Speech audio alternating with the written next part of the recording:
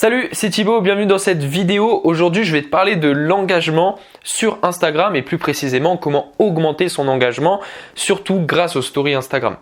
Alors en fait, c'est simple, les stories Instagram, c'est hyper intéressant et enrichissant. Il y a pas mal de choses à faire sur les stories et c'est hyper intéressant dans le sens où tu vas pouvoir interagir avec ta communauté grâce à certains outils que je vais pouvoir te mettre à disposition dans cette vidéo, et tout simplement ça va te permettre d'augmenter l'engagement sur tes stories et donc forcément tu vas avoir de plus en plus de vues en story. Et toi tu le sais très bien, si tu as un business en ligne, si tu as une activité en ligne, que tu es coach, que tu fais de la vente de formation en ligne, que tu es dans le dropshipping, donc tu as une marque ou alors tu as une agence, bref peu importe, tu m'as compris, si tu as un business en ligne, forcément plus tu as de visibilité sur les stories, plus tu vas pouvoir trouver par la suite des prospects et ensuite des clients, parce qu'il va avoir un processus de fidélisation à l'intérieur des stories ou à travers les stories. En fait, tu vas utiliser des outils, notamment ceux que je vais te donner aujourd'hui, pour fidéliser ton audience, qu'ils soient intéressés ensuite par tes offres et qu'ils achètent tout simplement. Donc c'est simple, en fait sur Instagram, il faut que tu différencies deux choses, c'est les actions positives et les actions négatives. Et d'ailleurs ça fait partie de ce qu'on appelle la barre de Trust Score sur Instagram. C'est ce qui va déterminer si tu auras un bon engagement ou un mauvais engagement. C'est ce qui va déterminer si tu seras du côté de l'algorithme ou si c'est l'algorithme qui va être contre toi. Donc n'hésite pas à me dire en commentaire si tu veux plus d'infos au sujet de la barre de Trust Score, comme ça je ferai une nouvelle vidéo si jamais tu es intéressé par ça. C'est pour ça que je te conseille de le mettre en commentaire pour que je sache en fait tout simplement si je fais une vidéo ou pas. Donc là en fait c'est simple, sur Instagram il faut différencier les actions positives et les actions négatives. Donc les actions positives c'est par exemple, on va voir aujourd'hui, mais c'est par exemple interagir avec le contenu des autres, répondre aux stories des autres, créer du contenu, etc. Ça, c'est des actions positives aux yeux de l'algorithme Instagram.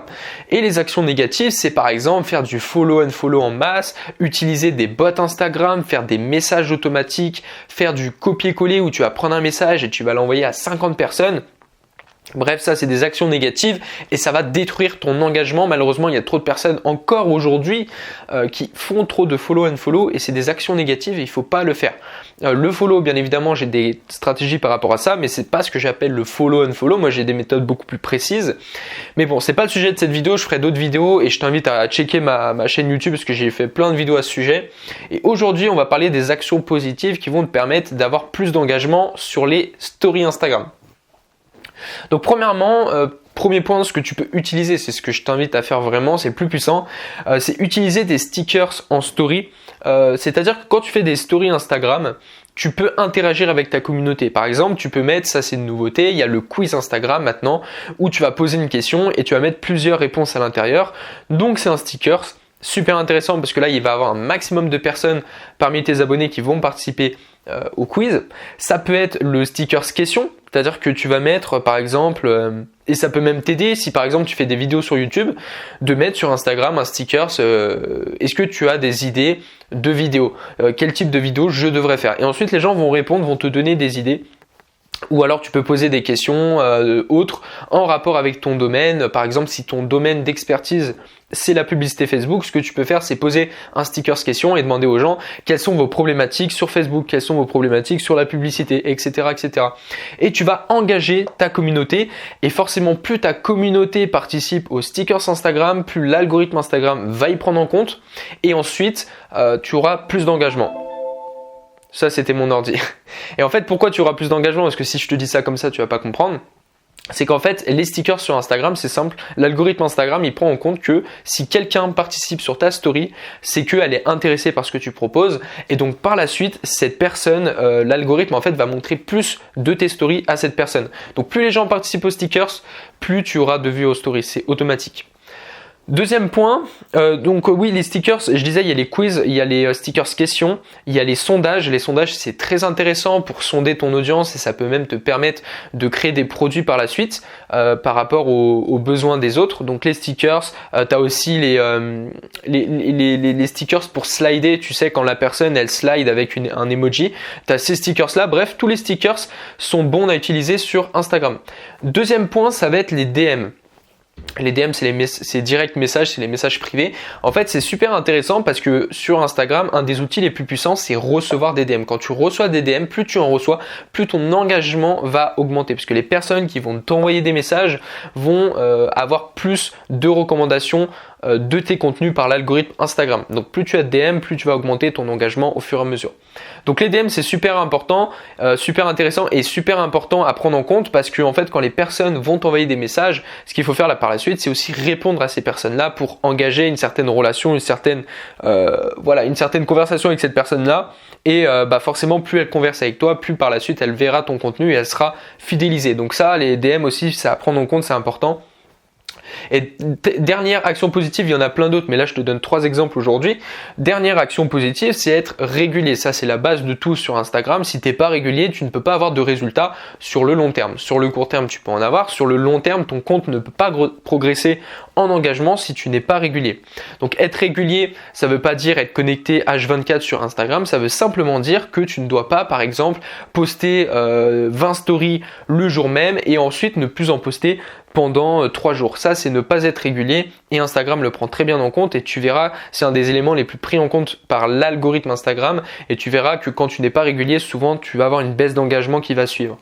Donc être régulier, c'est super important. Moi, je te conseille de faire minimum 5 stories et maximum 20 stories par jour, max 20 stories parce que sinon il va y avoir une sorte de saturation, les gens vont en quelque sorte en avoir marre de regarder tes stories si t'en fais trop. Et minimum 5 pour garder une certaine régularité et puis proposer du contenu parce que les gens ils sont sur ton compte par rapport au contenu que tu proposes. C'est pour ça qu'il faut être régulier.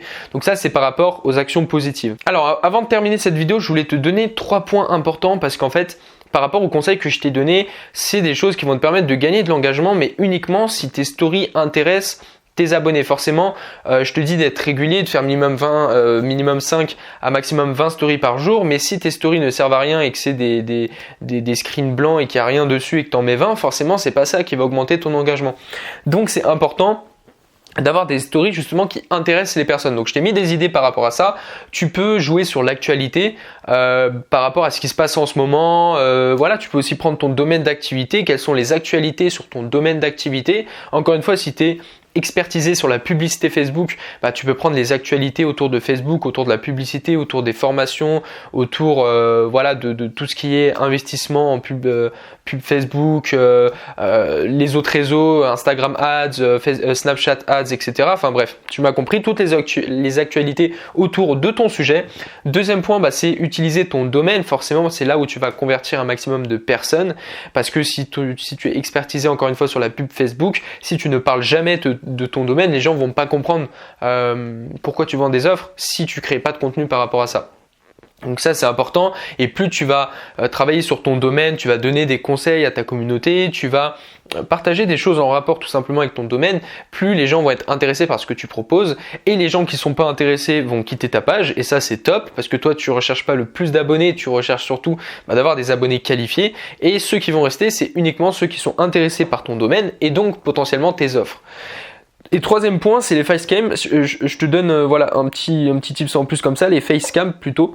Les facecam, c'est super intéressant parce que ça va considérablement améliorer ton engagement sur tes stories Instagram parce que les gens adorent au lieu de voir une page et ne pas savoir qui a derrière cette page, les gens adorent voir directement la personne en story. Donc je te donne un petit tips en plus comme ça.